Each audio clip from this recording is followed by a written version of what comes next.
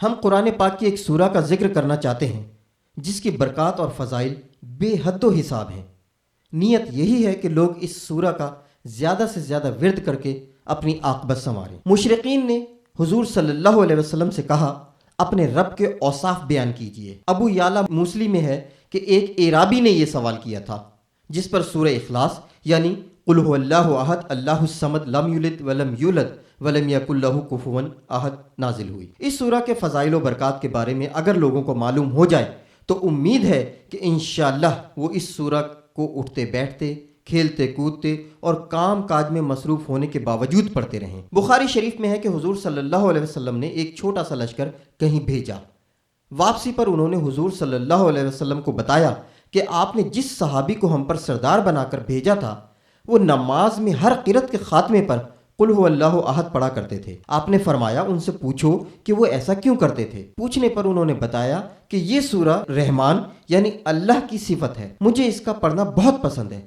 حضور صلی اللہ علیہ وسلم نے فرمایا انہیں خبر دو کہ خدا بھی ان سے محبت رکھتا ہے۔ بخاری شریف میں ہے کہ ایک انصاری مسجد قباء کے امام تھے۔ ان کی عادت تھی کہ الحم شریف ختم کرنے کے بعد قل هو اللہ احد پڑھتے، پھر اس کے بعد جو بھی سورت پڑھنی ہوتی پڑھتے۔ ایک دن مقتدیوں نے کہا کہ آپ پہلے سورہ اخلاص پڑھتے ہیں پھر اس کے ساتھ دوسری سورہ ملاتے ہیں، یہ کیا ہے، آپ ایسا کیوں کرتے ہیں؟ یا تو آپ صرف اسی سورت کو پڑھیے یا پھر کوئی دوسری سورہ پڑھا کیجیے۔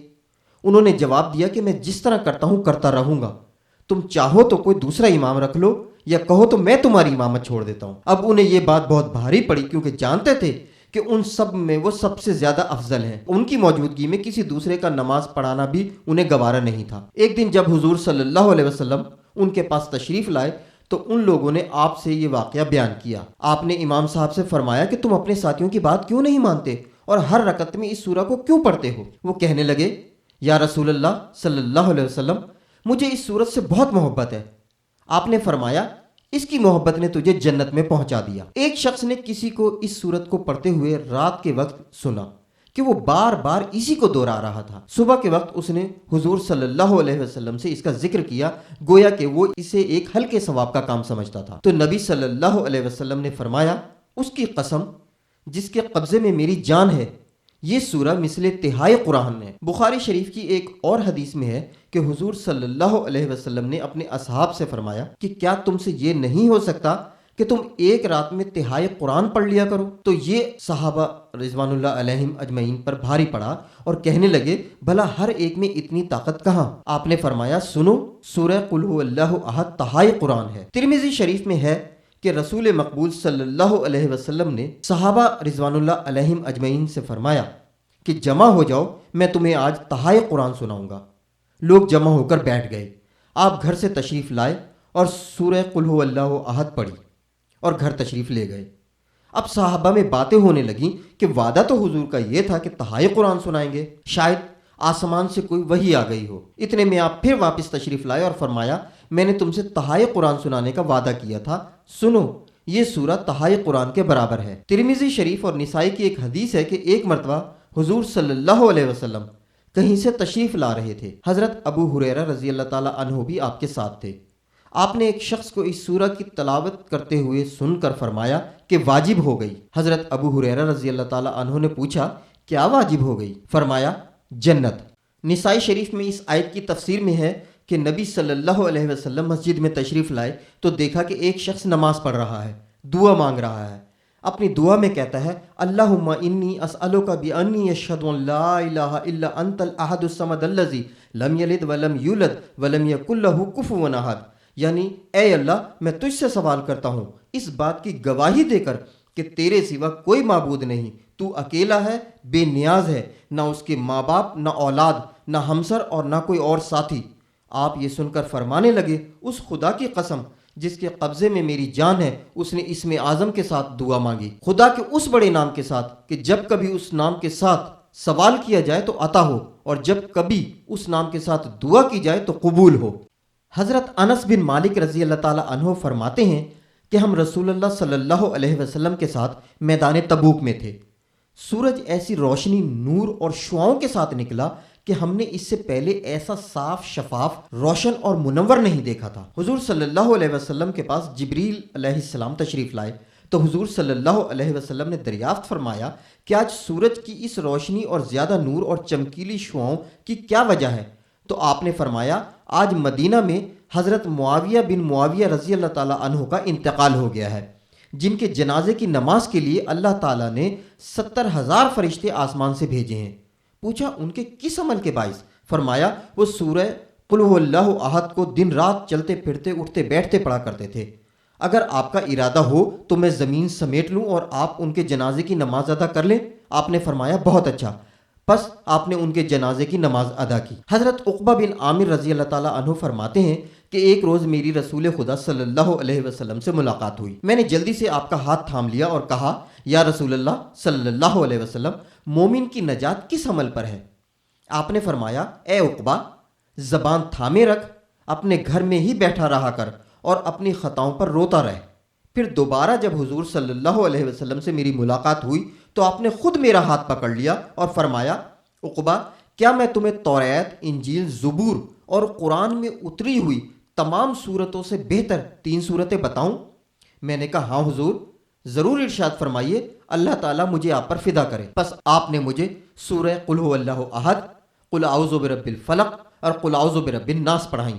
پھر فرمایا دیکھو عقبہ، انہیں نہ بھولنا اور ہر رات انہیں پڑھ لیا کرنا۔ فرماتے ہیں کہ پھر نہ میں انہیں بھولا اور نہ کوئی رات ان کے پڑھے بغیر گزری۔ میں نے پھر آپ سے ملاقات کی اور جلدی کر کے آپ کے دست مبارک کو اپنے ہاتھ میں لے کر عرض کیا کہ یا رسول اللہ صلی اللہ علیہ وسلم، مجھے بہترین اعمال کا ارشاد فرمائیے۔ آپ نے فرمایا سن، جو تجھ سے توڑے تو اس سے جوڑ، جو تجھے محروم رکھے تو اسے دے، جو تجھ پر ظلم کرے تو اس سے درگزر کر اور معاف کر دے۔ حضرت عائشہ صدیقہ رضی اللہ تعالی عنہا سے مروی ہے کہ نبی صلی اللہ علیہ وسلم رات کے وقت جب بستر پر تشریف لے جاتے تو ہر رات ان تینوں صورتوں کو پڑھ کر اپنی دونوں ہتھیلیاں ملا کر ان پر دم کر کے اپنے جسم مبارک پر پھیر لیا کرتے، جہاں تک ہاتھ پہنچتے پہنچاتے پہلے سر پر، پھر منہ پر، پھر اپنے سامنے کے جسم پر 3 مرتبہ اسی طرح کرتے۔ بسم اللہ الرحمن الرحیم قل هو اللہ احد اللہ الصمد لم یلد ولم یولد ولم یکن له کفوا احد۔ شروع اللہ کے نام سے جو بے حد مہربان نہایت رحم والا ہے۔ کہہ دے کہ وہ اللہ ایک ہی ہے، اللہ بے نیاز ہے، نہ اس سے کوئی پیدا ہوا نہ وہ کسی سے پیدا ہوا، اور نہ کوئی اس کا ہم جنس ہے۔ یہود کہتے تھے کہ ہم حضرت عزیر علیہ السلام کو پوجتے ہیں جو خدا کے بیٹے ہیں۔ عیسائی کہتے ہیں کہ ہم حضرت عیسیٰ علیہ السلام کو پوجتے ہیں جو خدا کے بیٹے ہیں۔ مجوسی چاند اور سورج کی پرستش کرتے ہیں۔ مشرک کہتے ہیں کہ ہم بت پرست ہیں۔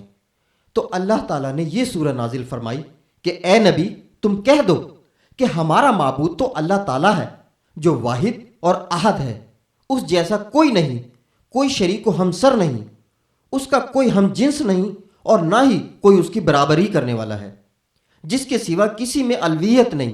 اس لفظ کا اطلاق صرف اور صرف اسی کی ذات پاک پر ہوتا ہے۔ وہ اپنی صفتوں اور اپنے حکمت بھرے کاموں میں یکتا اور بے نظیر ہے۔ وہ صمد ہے، یعنی ساری مخلوق اس کی محتاج ہے اور وہ سب سے بے نیاز ہے۔ حضرت عباس رضی اللہ تعالیٰ عنہ سے مروی ہے کہ صمد وہ ہے جو اپنی سرداری، شرافت، بزرگی، عظمت، حلم و علم اور حکمت و تکبر میں اور تدبر میں سب سے بڑا ہوا ہو، اور یہ صفتیں صرف اللہ جل شانہ میں ہی پائی جاتی ہیں۔ اس کا ہمسر اور اس جیسا اور کوئی نہیں، وہ سب پر غالب ہے۔ صمد کے یہ معنی بھی کیے گئے ہیں کہ جو تمام مخلوق کے فنا ہو جانے کے بعد بھی باقی رہے، جس کی ذات لازوال اور غیر فانی ہو، اور جو سب کی حفاظت کرنے والا ہو۔ حضرت اکرمہ رضی اللہ تعالیٰ عنہ فرماتے ہیں کہ صمد وہ ہے جو نہ کھائے، نہ اس میں سے کچھ نکلے اور نہ وہ کسی میں سے نکلے، یعنی نہ اس کی اولاد ہو اور نہ ماں باپ۔ قرآن پاک میں ارشاد ہے بدیع السماوات والارض انا یکون لہ ولد ولم تکن لہ صاحبۃ وخلق کل شیء، یعنی وہ زمین و آسمان کا پیدا کرنے والا ہے، اسے اولاد کیسے ہوگی، اس کی بیوی نہیں، ہر چیز کو اسی نے پیدا کیا ہے، یعنی وہی ہر چیز کا خالق اور مالک ہے۔ پھر اس کی مخلوق اور ملکیت میں سے اس کی برابری اور ہمسری کرنے والا کون ہوگا؟ وہ ان تمام عیوب اور نقصان سے پاک ہے۔ کفار کہتے ہیں کہ خدا کی اولاد ہے، تو اللہ تعالیٰ فرماتا ہے تم تو ایک بڑی بری چیز لائے ہو، قریب ہے کہ آسمان پھٹ جائے اور زمین شق ہو جائے اور پہاڑ پارا پارا ہو کر گر پڑے، اس بنا پر کہ انہوں نے کہا کہ خدا کی اولاد ہے، حالانکہ خدا کو یہ لائق ہی نہیں کہ اس کی اولاد ہو۔ تمام زمین و آسمان میں سب کے سب خدا کے غلام بن کر آنے والے ہیں۔ خدا کے پاس تمام کا شمار ہے اور انہیں ایک ایک کر کے گن رکھا ہے، اور یہ سب کے سب تنہا تنہا اس کے پاس قیامت کے دن حاضر ہونے والے ہیں۔ پھر انہوں نے اللہ تعالیٰ اور جنات کے درمیان نسب قائم کر رکھا ہے، حالانکہ جنات تو خود اس کی فرما برداری میں حاضر ہیں۔ اللہ تعالیٰ ان کے بیان کردہ عیوب سے پاک اور برتر ہے۔ صحیح بخاری شریف میں ہے کہ ایذا دینے والی باتوں کو سنتے ہوئے صبر کرنے میں خدا تعالیٰ سے زیادہ صابر کوئی نہیں۔ لوگ اس کی اولاد بتاتے ہیں اور وہ پھر بھی انہیں روزیاں دیتا ہے اور عافیت و تندرستی عطا فرماتا ہے۔ بخاری کی ایک اور روایت میں ہے کہ اللہ تعالیٰ فرماتا ہے کہ اے ابن آدم تو مجھے جھٹلاتا ہے، حالانکہ اسے ایسا نہیں چاہیے، مجھے گالیاں دیتا ہے اور اسے یہ لائق بھی نہ تھا۔ اس کا مجھے جھٹلانا تو یہ ہے کہ وہ کہتا ہے کہ جس طرح اولاً خدا نے مجھے پیدا کیا ایسے ہی پھر نہیں لوٹائے گا، حالانکہ پہلی مرتبہ کی پیدائش دوسری مرتبہ کی پیدائش سے آسان تو نہ تھی۔ جب میں اس پر قادر ہوں تو اس پر کیوں نہیں؟ اور اس کا مجھے گالیاں دینا یہ ہے کہ وہ کہتا ہے کہ اللہ کی اولاد ہے، حالانکہ میں تنہا ہوں، میں ایک ہی ہوں، میں صمد ہوں، نہ میری اولاد ہے اور نہ میرے ماں باپ اور نہ مجھ جیسا کوئی اور ہے۔